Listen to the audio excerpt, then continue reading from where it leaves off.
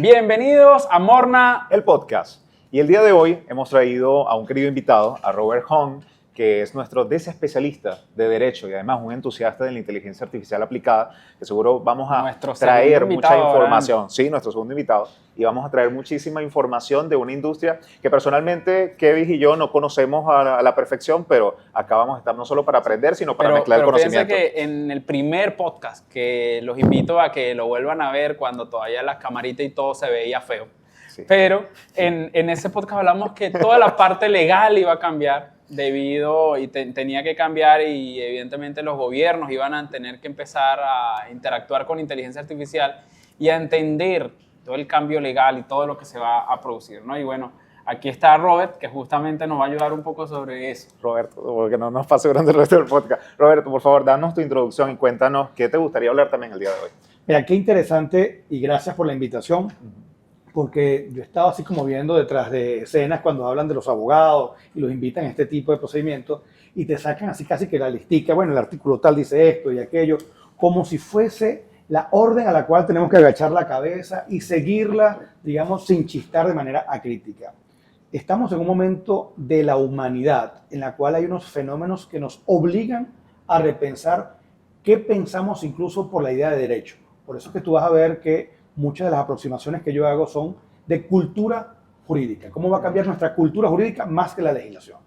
Entendido. Ok, cuéntanos esa diferencia de la cultura jurídica a diferencia de la legislación. ¿Cómo es eso? Cuando hablamos de cultura jurídica y partiendo de la idea general de lo que es cultura es las creencias que tiene una sociedad determinada sobre algo, sobre la música, sobre las relaciones sociales, etc. Ya la cultura jurídica es esa creencia común que tiene una sociedad en un tiempo determinado sobre lo que es una ley, un juez, un contrato, cómo se ejecuta, un derecho y un deber. Un derecho, un deber, etc. ¿Qué pasa? En la historia hemos avanzado desde que la cultura jurídica era, bueno, lo que la persona que era más grande, que le pegaba al otro, decía que hiciera. Mira, eso no se soporta, eso en el sentido que no se justifica. ¿Cómo justificas tú que yo soy más grande que tú y por eso me tienes que obedecer? Sí. Entonces después inventaron el algo... hermano menor haciéndole caso al hermano. Claro, son niveles de cultura sobre la autoridad. Que se va basando. Luego viene, bueno, no puede ser así. Bueno, lo que pasa es que Dios nos dijo que yo soy el enviado y tenemos que hacer esto y esto y esto. Pero tiene que ser también con una finalidad. Entonces eso va a cambiar. Hay cosas, por ejemplo, que vemos las compañías, los bancos, los cheques, todo eso está regulado de alguna manera, pero entonces, ¿quién lo regula? Bueno, tenemos aquella idea de que tiene que ser esa voluntad superior. Sí. En nuestra cultura occidental por lo menos, a diferencia de las teologías que todavía existen, bueno, es la ley, la autoridad de la ley.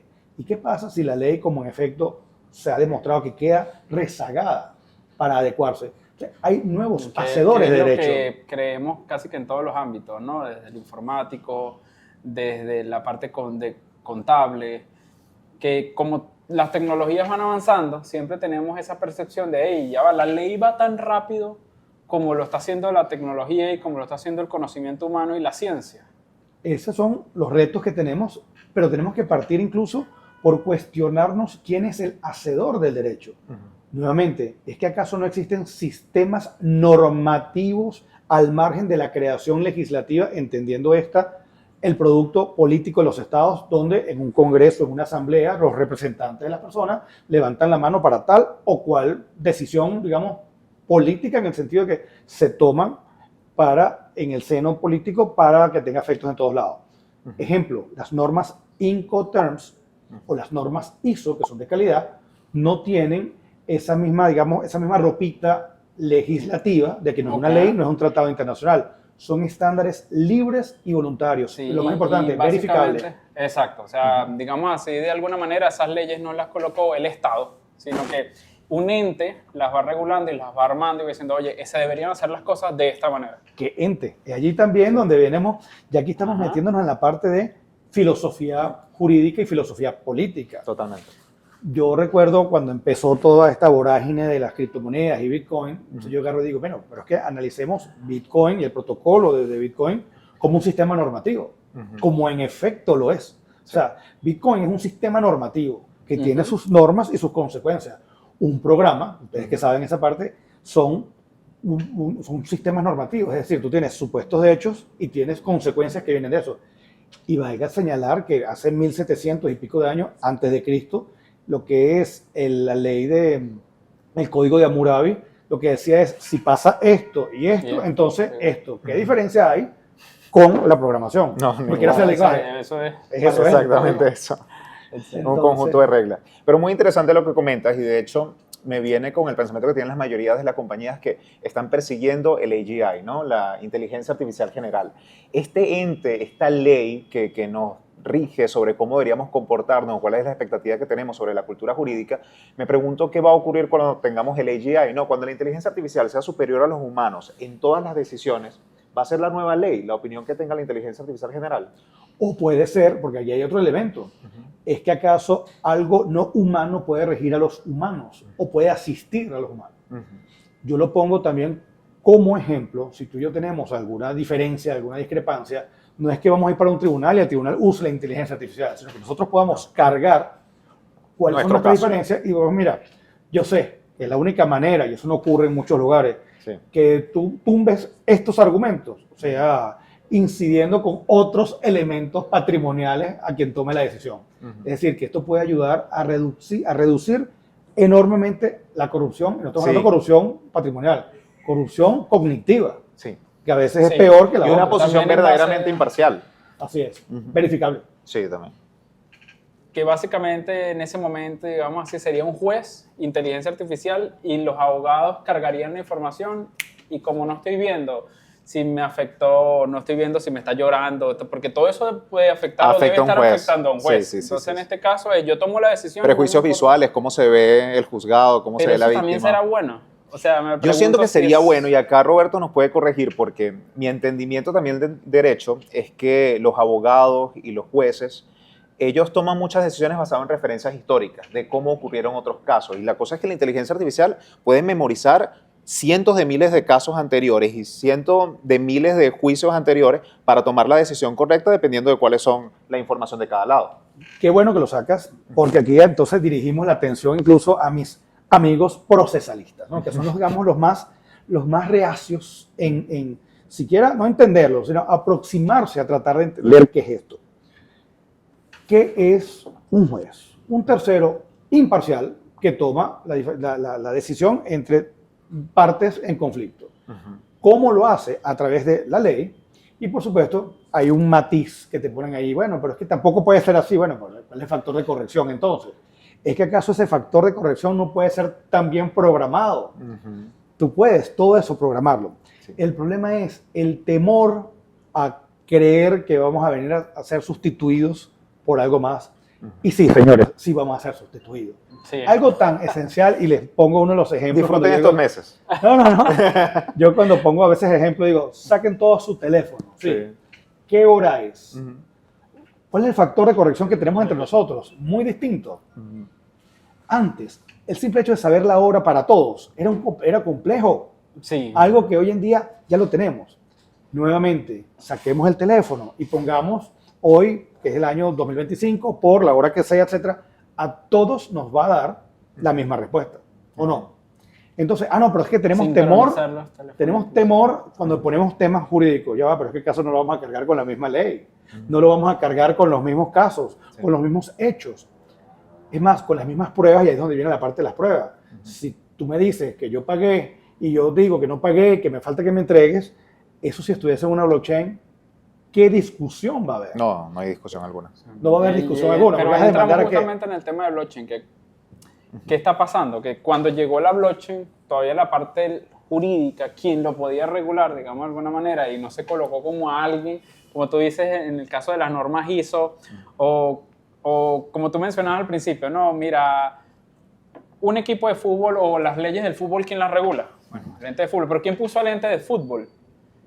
¿Quién las coloca? Alguien las tiene que colocar. Los jugadores, los exjugadores, los que pagan por los equipos. Alguien tiene que crear esa comunidad para que se pueda generar. En el caso de blockchain quedó como abierto y es tremenda tecnología que está siendo opacada por oportunistas, está siendo opacada por gente que quiere estafar con eso, a quien no conoce de eso, pero la blockchain, claro está, que se tiene que empezar a implementar y tiene que ir más rápido de los que pretenden regularnos. O sea, es allí donde la propuesta es repensar estos elementos y cómo afectan a nuestra cultura jurídica. Mi invitación es, ¿por qué tenemos siempre aquella idea del Estado y la legislación? Los sistemas normativos no se agotan con la legislación. Hay nuevas formas de generar derecho, que no necesariamente tiene que venir por la legislación, entendida esta nuevamente como producto político de los estados. El problema no está en la legislación. El problema está en cómo entendemos nuestra cultura jurídica de qué es lo normativo. Proyectos como Kleros, es interesante, busquen Kleros, yo soy muy amigo de Federico Ast. Kleros con K.io es un sistema de resolución de conflictos que se basa en cuanto a recompensas. No es un juez profesional, sino que son varias personas a las cuales tú sometes a consideración cualquier discrepancia, pudiera estar incluso en una aplicación, etcétera, y quienes toman, ellos tienen su propia cripto, su propio token, en el sentido de que 3 personas van a decidir y basándose en teoría de juegos, esas recompensas se reparten. Si los 3 tenemos la misma decisión, es decir, que son afines, nos repartimos. Entonces, la corrupción la pones. Está demostrado que la toma de decisiones utilizando teoría de juegos tiene un sustrato matemático creíble, y entonces son nuevas maneras de tomar decisiones. ¿Y por qué no? Justicia sin Estado. Es muy difícil. Yo entiendo que es muy difícil tratar de imaginar justicia sin Estado. Sí. Cuidado si no estamos al borde, por eso que hay que analizarlo, de una secularización 2.0. Así como hubo una separación, por lo menos en nuestra cultura occidental, de la iglesia y el Estado, habrá que separarse del Estado en muchísimas cosas. El Estado... Ya el Estado no tiene que hacer todas las justicias. No todas las justicias, ni muchas otras cosas. Uy, eso ahorraría mucha corrupción también. Sí, no, y la rapidez, porque a veces entre que pasa un problema hasta que se haga justicia, ¿cuánto tiempo pasa? No, y los cambios de administración del Estado pues cambian cómo se aplica la justicia o a quién se aplica la justicia. Entonces ahí tenemos un caso donde si realmente es una institución totalmente separada es un beneficio neto para la sociedad. Estamos dando cuenta, por ejemplo, en Estados Unidos algunos casos de personas que tienen 30 años presos que hasta hoy en día, gracias a las investigaciones actuales de tecnología, se dan cuenta de que era inocente. Bueno, sí, pasa en todo el mundo. Mira qué interesante también, hay una página que se llama Rule of Law Index, hay un índice que se llama Índice de Estado de Derecho, en la cual yo formo parte de los colaboradores de información, y Estados Unidos no es el mejor ejemplo para ponerlo de Estado de Derecho.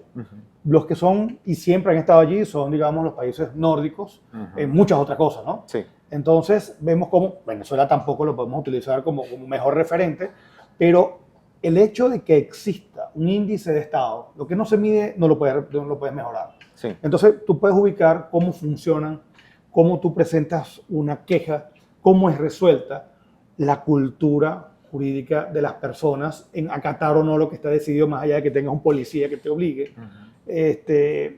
Y esto ayuda a entender esa realidad. La tecnología yo creo que es la época de los tecnólogos en el sentido de no simplemente quedarse detrás de un terminal proponiendo cosas, sino que visibilizar los efectos reales de estas soluciones. Roberto, esto me causa una duda. ¿Tú piensas, vamos a filosofar un poco, tú piensas que todo esto va a ir cambiando a medida de la demanda, o sea, de la necesidad? Pues yo en el primer podcast justamente mencionaba de qué va a pasar cuando una persona llegue a Marte, ¿no? Me imagino que ya hay algunas normas internacionales, no internacionales, interplanetarias. Interplanetarias, imagínate eso. Entonces, ¿cómo sería eso? Vamos a esperar que alguien llegue a Marte para saber a quién le pertenece Marte, o la persona que llegue primero a Marte toma la decisión de quién puede ir ahora. Sí. Entonces, así va a pasar con la inteligencia artificial. Vamos a esperar a que sucedan casos críticos que ya están sucediendo. O sea, yo siempre he mencionado que mientras que acá los buenos nos estamos reuniendo y vamos por número 12 de podcast, por decirte algo, los malos ya van por el 50. O sea, es que yo creo que también es parte de la naturaleza humana de que tenemos que esperar que pasen las cosas antes de considerarlas. Nuestra imaginación no es infinita, nuestra capacidad de predecir no es infinita, porque se puede considerar que estas compañías de inteligencia artificial, Jerome, ya hicieron algunos crímenes. Por lo menos no estaba marcado de que tú no podías leer todas las páginas del mundo para alimentar una inteligencia artificial antes de que los modelos de lenguaje fueran populares. Pero sabemos que OpenAI hizo eso, que DeepSeek hicieron eso. Aprovechan la brecha de... Un vacío legal. Los vacíos legales han sido aprovechados toda la historia. Mira, nuevamente, así cuando utilizaste filosofando, sí, aquí hay mucha labor de filosofía. Y te adelanto, yo tengo un paper, un artículo escrito y se llama Constitucionalismo marciano y y derecho interplanetario. Y surgió, digamos, de alguna broma, en el sentido de que el director de Derecho Constitucional de la Universidad de Texas, el día 1 de abril, que es así como el Día de los Inocentes, pero acá en inglés, puso un post que decía: he sido contactado por Elon Musk para conformar el Consorcio Constitucional Global para redactar la Constitución de Marte.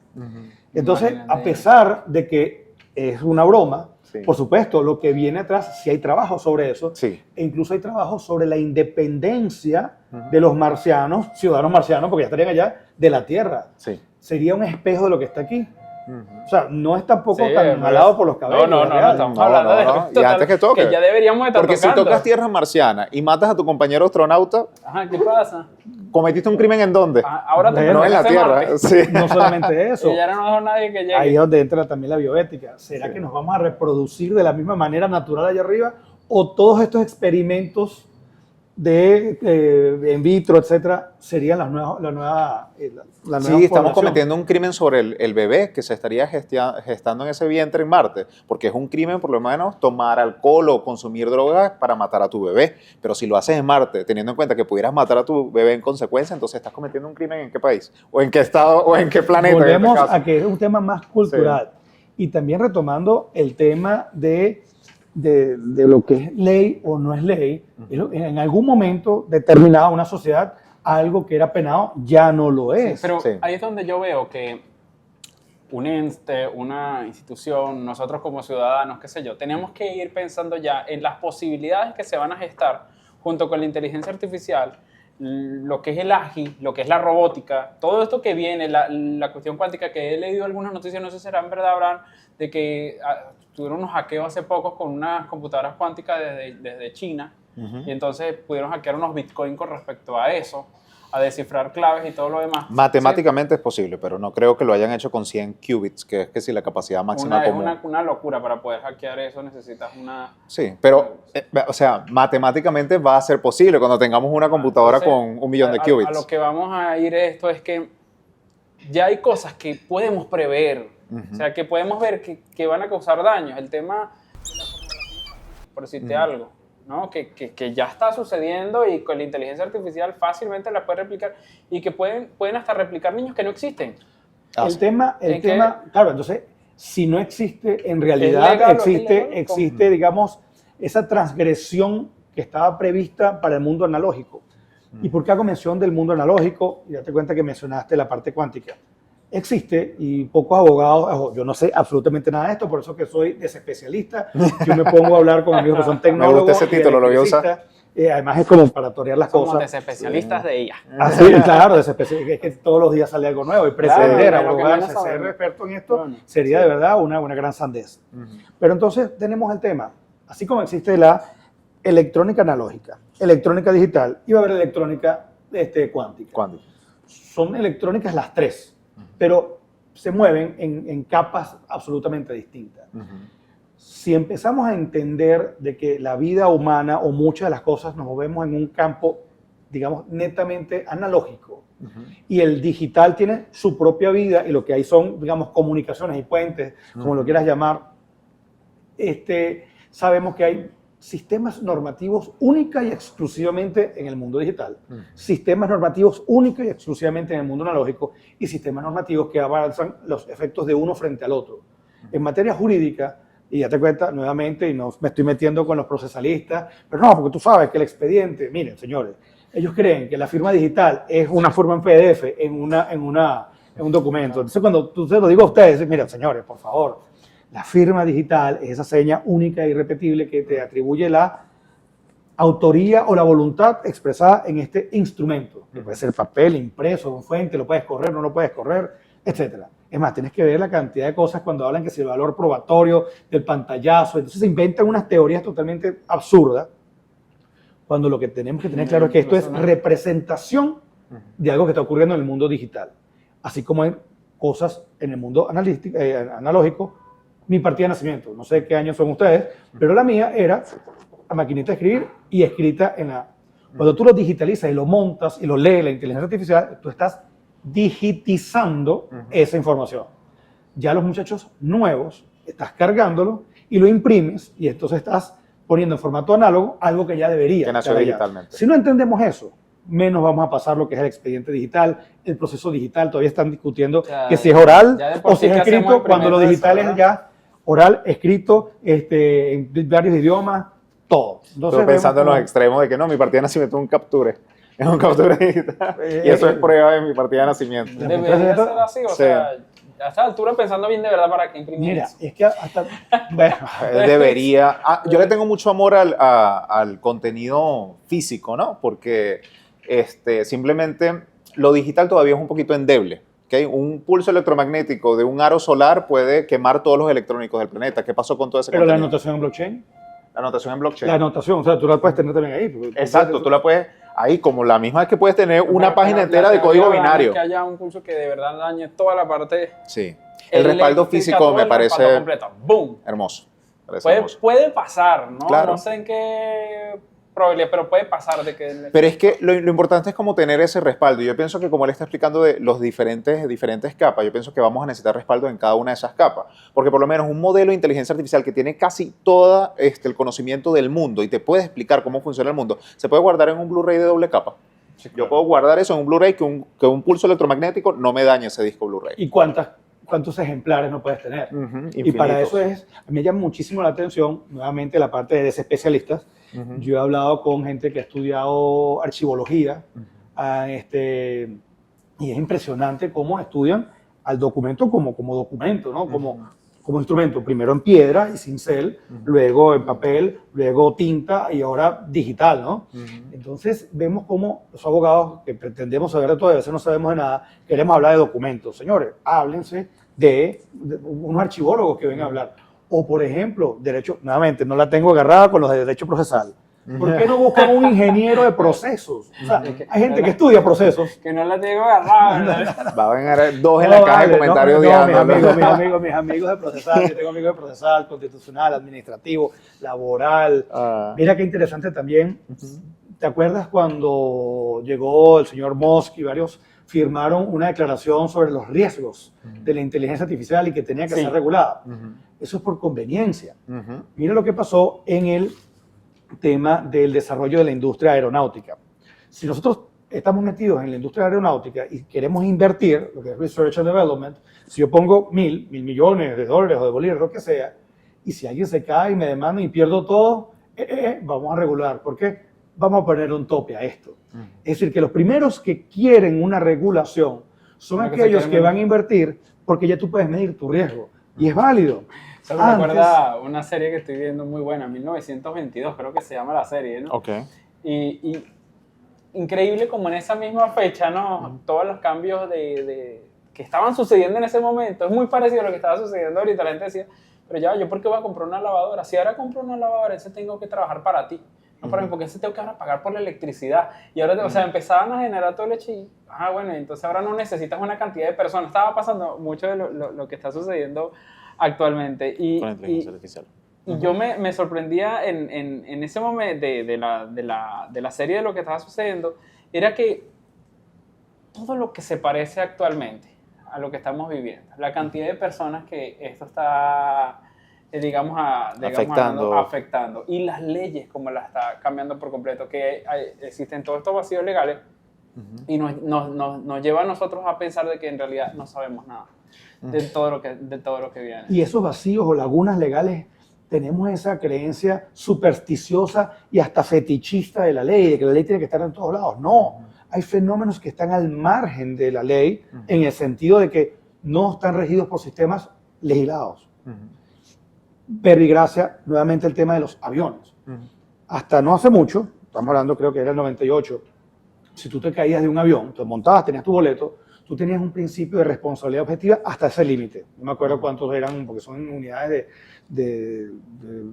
eso tiene una unidad que no es una moneda específica, sino que es la suma de varias monedas.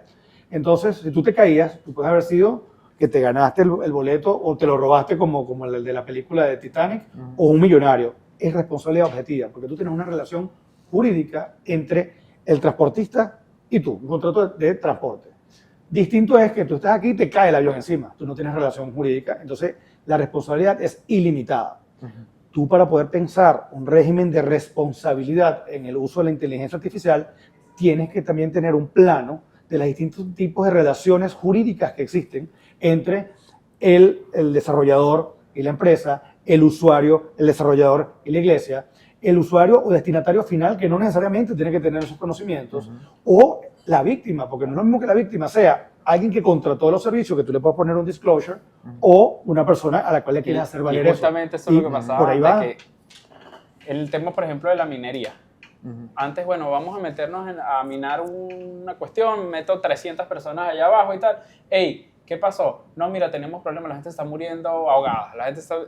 Los mismos patronos eran los que hacían las leyes a favores de ellos, a lo último, ¿no? A favores de ellos. Y uno decía, bueno, uno piensa en cuanto a, bueno, ya va, ¿quién van a crear esta ley o quienes están, son los que verdaderamente nos interesa que las creen? Sí. Bueno, ahí se han protegido mucho. Ahí se han protegido mucho. En el caso de la inteligencia artificial, los productores han tratado de poner un montón de disclosures y esto es totalmente tu responsabilidad y cómo me lo uses. Pero si un modelo de inteligencia artificial te da la capacidad de hacer un crimen horrendo que era imposible para un individuo lograrlo, entonces, ¿cómo no le damos un poco de responsabilidad a la herramienta? ¿Cómo solo el individuo tiene la herramienta? Tiene la culpa. ¿Y cómo no los vamos a cobrar? Porque para hacer, nuevamente, ahora vamos con la pelea, vamos a casárnosla con la gente que defiende los derechos y hasta la personalidad jurídica de los animales, los derechos de los animales. Los animales tienen derechos. No, que son para protegerlos, sí, o sea, no podemos, digamos, verter nuestra maldad humana y hacerle daño a los animales, no estoy diciendo eso. Pero tú, para ser sujeto de derecho, tú tienes que tener derechos y obligaciones. Si un animal tiene derechos, también tiene obligaciones. ¿Cómo vamos a exigirlo frente a las obligaciones? ¿Por qué agarro esta analogía? Porque vamos a utilizarla a los agentes de inteligencia artificial. Si tienes derecho, tienes obligaciones. ¿Y cómo la cobras? Hacemos un sistema de responsabilidad objetivo. ¿Qué significa objetivo? Si pasa esto o esto, se responde con esto. Y ahí pudiera las cripto en algún momento formar parte de un fondo de reparación o un fondo de desarrollo. O sea, son capas de responsabilidad. El hecho es que no podemos pretender que la legislación tome todos los supuestos de hecho, porque va a ser imposible, y tener todas las consecuencias, y limitar al desarrollo. A mí me preocupa muchísimo que he dicho, bueno, ahora viene la ley de inteligencia artificial, y cuando yo he leído las propuestas que hay en muchos lugares, incluso la propia de Europa, eso tiene efectos en la limitación. Y vemos cómo expresamente el vicepresidente... limitarlo a este punto más bien es quitarle a la humanidad, digamos así, tremenda herramienta de evolución. O sea, si nos ponemos a limitarla y sin cambiar más bien nuestro pensamiento de cómo podemos dejar que fluya sin que afecte a la humanidad, lo que va a pasar es que la gente va a decir, voy a seguir desarrollando, me voy por allí, o más bien podría ser atorarla, ¿no? Hace falta legislación especial. Tenemos también esa manía de que todos tienen que estar en una ley especial.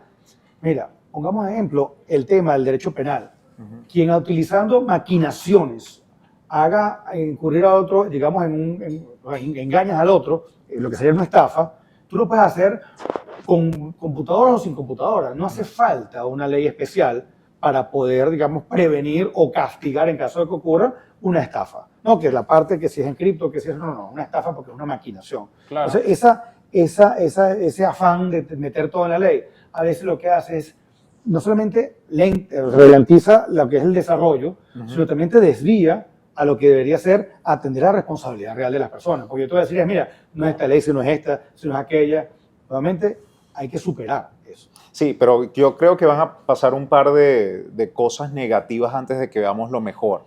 Porque a diferencia del último avance importante de la humanidad, cuando aprendimos a dividir el átomo, El dividir el átomo se volvió un juego entre estados. La inteligencia artificial es un juego entre individuos. Un individuo puede crear su propia inteligencia artificial. Y es más, empezamos a tener responsabilidades de qué pasa si yo diseño una inteligencia artificial y le doy la capacidad de conectarse a Internet. Y cuando yo dejo esa computadora y la dejo conectada a Internet, mi inteligencia artificial autónomamente hace o genera un crimen, ¿verdad? Le hace daño a otra persona, le hace daño a un país, hackea un país entero y destruye su economía. Eres responsable a pesar de que no le diste esa instrucción, pero le diste la capacidad de conectarse a Internet, ¿ok? Ahora que el individuo tiene el poder de eso, ¿verdad? Vamos a enfrentarnos con consecuencias que nunca han ocurrido en la historia de la humanidad. Pero tenemos que utilizar como pero vamos a esperar qué pase. No, tampoco. Es que podemos evitar que pase, no podemos evitar que pase. No podemos evitar que pase. O sea, recuerda cómo evitamos que Rusia lanzara bombas nucleares durante la Unión Soviética. O que Estados Unidos matara a todo el mundo con bombas nucleares durante la Segunda Guerra Mundial. Realmente era porque dos superpotencias se tienen miedo mutuamente. Pero acá es que son todos los individuos del planeta. No puedes controlar a todos los individuos del planeta. Todos los individuos con una computadora de $1000 se pueden enfocar ahorita en generar una inteligencia artificial que es capaz de hackear cualquier cosa y generarle mucho daño a cualquier persona. Es imposible de controlar. Ahí es donde genera el poco miedo y sobre todo porque adelantar, ¿verdad? Reformular la legislación y el derecho para ajustarnos a esa nueva versión del mundo toma un esfuerzo en conjunto que creo que es difícil de alcanzar ahorita por consenso. Mira, hay temas bien interesantes que son lo que se llaman las instituciones jurídicas. Las instituciones entendidas como aquellos elementos propios de un sistema normativo. Una de las instituciones es la responsabilidad. Y cuando uno empieza a estudiar, que me encanta estudiar derecho romano, esa gente tenía una manera de abstraerse y ver unas ideas en abstracto tan buenas. El de la responsabilidad tanto directa como indirecta. ¿Qué responsabilidad hay o qué diferencia hay entre esa responsabilidad que tú estás planteando que tenía el amo respecto de los daños causados por su esclavo? Eso existía. La responsabilidad por hecho de otro. La responsabilidad del tutor por el pupilo. El de los padres por los hijos menores de edad. O sea, el concepto de responsabilidad, por supuesto, no lo vamos a aplicar copia y pega exactamente aquí. Pero ya existe. La responsabilidad por el dueño de los animales. Si tú tienes un perro y tú no lo cuidas, si tú tienes un perro y no lo cuidas y no tomas muerde a alguien, y muerde a alguien también. Igual se aplica en su contexto aquí. Sí, como Roberto lo explica y lo mencionamos al principio, viene mucho de que la ley se apoya mucho en las referencias históricas, en cómo ocurrieron otros casos, en cómo ocurrieron otros juicios para tomar decisiones en el futuro. ¿Qué vas a comentar? Que es por lógica, ya el tema de saber, mira, ya va, no hace falta una ley que me diga a mí que si yo llevo a mi perrito y hace popó, sentido común, bueno, pero a veces justamente es el menos común. Es menos común, pero puede pasar, o sea, quizás yo digo, yo voy a crear una inteligencia artificial, lo que mínimo tengo que tener es sentido común de que mi cosa que estoy creando no afecte a la humanidad, pero a veces el pago es tan mínimo, o sea, que quizás ya maté o ya violé o ya hice de todo que afecta a miles de personas y cuando yo llego, pasó. Bueno, ya yo quizás me meten preso, pasa algo, pero... La ignorancia no te protege de romper la ley. Pero ¿cómo escapó el esclavo o el perro o se te cayó? ¿Pero qué pasa con las 10.000 personas que afecté? O sea, ¿qué va a pasar? No hay cómo pagarles. Es allí donde vienen los castigos ejemplarizantes para que no vuelva a ocurrir. Claro. Entonces donde viene también la parte de la pena. Claro, pero ahora voy a la otra parte, que nosotros sabiendo de que igual es muy difícil que se escape ante nuestra sociedad un crimen o lo que sea, igual tenemos a los policías allí esperando bien, buscando prevenir de una manera, primero educativamente y lo otro es también esperando que pase. Vamos a ver muchos experimentos. Recordemos también las leyes y las tradiciones son experimentos que funcionaron y creo que todos los estados lo van a estar realizando, porque también puede venir un estado que se pone tipo Minority Report y pone una inteligencia artificial que está ahí para predecir todos esos crímenes, que va a analizar a toda la sociedad con todos los datos que tiene y te va a decir matemáticamente cuáles de esos individuos va a volverse un criminal y va a vigilar de forma exagerada de eso. Entonces van a estar los que están tratando de prevenir constantemente, están los que están tratando de ser efectivos a la hora de que ya se cometió el crimen, pero vamos a ver diferentes sociedades haciendo diferentes experimentos. Bien, de aquí para ir aterrizando la idea de todo lo que nos llevamos primero, de que todo va a cambiar y no podemos dejarle esa responsabilidad solamente a las instituciones, al Estado, al gobierno, todos los países, sino que va a haber equipos de trabajo, tiene que haber equipos de trabajo para que podamos ir más rápido. O sea, hay que ceder en áreas en específico los cambios y las normativas de esas leyes para que para que vayamos más rápido, porque esto va demasiado rápido. O sea, estamos hablando que quizás estamos hablando esto y mañana están pasando 10 cosas y salieron 10 ideas nuevas, quizás mañana ya no existen. Y yo quiero la opinión, la cereza del pastel acá con la opinión de Roberto sobre cómo crees que la sociedad va a terminar presionando esos cambios de derecho. ¿Cómo crees que ocurra eso? Bueno, más que participar en elaborar leyes, entender de que hay áreas de conocimiento y áreas, digamos, de intercambio que no se rigen por la ley entendida esta como producto político de los estados. Hay sistemas normativos distintos a la ley que son más eficaces, más transparentes y más económicos. Ejemplo claro, como les estoy diciendo, las normas Incoterms, las normas de la ISO. Que tengan consecuencias jurídicas ya es otra cosa, pero no creaste tú la ley. Entonces, bajo esta premisa o esta invitación, invitarnos también a pensar, ¿por qué no desestatizamos el derecho o buena parte del derecho? Hoy en día no deja de ser, digamos, álgido y bastantes tensiones lo que está haciendo este señor Musk, pero el tema de la desregulación es importante. Sí. Por lo menos para analizarla. ¿Por qué usted piensa que hay que desregular? ¿O por qué quieres que regular? ¿O cómo lo regulamos? Arrancamos con la época de las criptomonedas. No es que no está regulado. Lo que no está es regulado a través de con los canales que nosotros pensamos que son los tradicionales, que es una institución, un ente rector, un policía, un juez, un ministerio. No. Y los impuestos.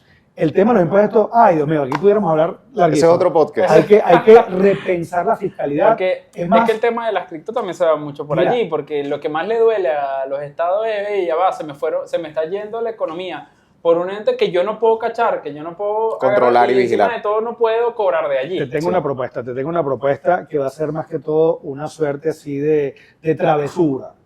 Yo tengo amigos que son abogados tributaristas y vamos a tener unos que son como muy tradicionales y otros más abiertos. Porque el tema no solamente es cobrar, es el gasto. O sea, el problema no es de dónde lo sacas, el problema es en qué lo inviertas o lo gastas o lo destinas. Sí. Entonces, yo creo que si invitamos a unos amigos tributaristas para que... Claro, estaremos más que encantados, más que encantados. Y bueno, para ir concluyendo, ya que acá pues nuestros viewers quizás están sobrecargados con información nueva, porque esto es una industria, son instituciones, son, bueno, filosofías de la humanidad que son bastante densas de ir aceptando. Bueno, a mí me gustaría cerrar mi opinión de los temas que hablamos hoy con que lo que hay que prepararnos realmente es para cambiar totalmente nuestra forma de ver el mundo, como bien lo mencionaba Roberto. Realmente los cambios que vieron la generación de nuestros padres y nuestros abuelos, donde ellos vieron muchos cambios en la revolución, nosotros vamos a ver algo muy diferente, increíble, realmente. Quiero que se preparen mentalmente a que lo que conocen hoy en 10 años no va a existir, va a ser totalmente diferente. Esto nos va a forzar la inteligencia artificial. Así que amarrarnos a cómo veíamos el mundo hoy va a perjudicarnos. Tenemos que adaptarnos y tenemos que, sobre todo, seguir aprendiendo. Acá el aprendizaje es una obligación, sobre todo porque vamos a ir transicionando del aprendizaje clásico, donde esto me enseñaron en la secundaria, esto me enseñaron en la universidad. Completo, porque quizás hasta la parte, bueno, que si no vamos por todo, nada más la parte de educación que te dicen ella, va, es que para poder estudiar en una universidad tuviste que haber estudiado aquí, aquí y aquí. Ya no. Eso se va a detener. Eso va a tener que cambiar. Porque quizás tú quieres entrar a la universidad, pero no fuiste al colegio. Sí, entonces el primer punto de eso sería mente abierta y no dejar de aprender, no conformarte de que a mí no me interesa el mundo de la inteligencia artificial, sino estar dispuesto a aprender, a preguntar y bueno, a seguir viendo piezas de contenido como esta. Roberto, ¿cómo te podemos visitar y estar escuchando? Mira, yo tengo una línea, digamos, de investigación que se llama Cultura Jurídica ORG. Tú pones Cultura Jurídica ORG en las redes. Aquí en YouTube. Y perfectamente en YouTube, Cultura Jurídica ORG. Y, digamos, mi marca de lanzamiento personal, que es RJunce en Instagram, y de allí, por supuesto, te va a llevar a todas mi contenido. Nos encargamos de dejar esos links en la descripción. Okay. Excelente, eso es bueno porque hay que mantenerse al día, porque a veces ignorar no te hace exento de la ley. O sea, no, la ignorancia no te salva cuando eventualmente cometas un crimen. O sea, pero también es importante conocer, porque ya uno al momento de conocer justamente nos lleva al hecho de, ya va, ¿cómo voy a actuar? ¿Qué es lo que tengo que hacer? ¿Y qué es lo que viene? ¿Cómo puedes cumplir algo que no conoces? Esas son las contradicciones. Mira, la ignorancia de la ley no excusa su cumplimiento y su incumplimiento, pero ¿cómo puedo yo cumplir algo que no conozco? Y más cuando te lo ponen escondido, porque tenemos que tener acceso a lo que es la ley. Son temas que lejos de avanzar en una misma línea, hay que retroceder a la institución de que es la ley. Hay que desaprender para aprender. Hay que desaprender para aprender. Sí. Esa es otra de las cosas que tenemos que... Y también tienes que saber lo que no sabes, tienes que seguir averiguando lo que no sabes, porque no puedes aprender algo que no sabes que tienes que aprender. Entonces, lugares como este, ¿verdad? Conversaciones tan nutritivas como estas son las que tenemos que estar dispuestos a escuchar. Y bueno, para más episodios, para más información, eventualmente tener de invitado de nuevo a Roberto, porque esta información va a seguir aumentando, pues los esperamos acá en Morna. El podcast. Ya íbamos a 45 minutos. Ya, espérate.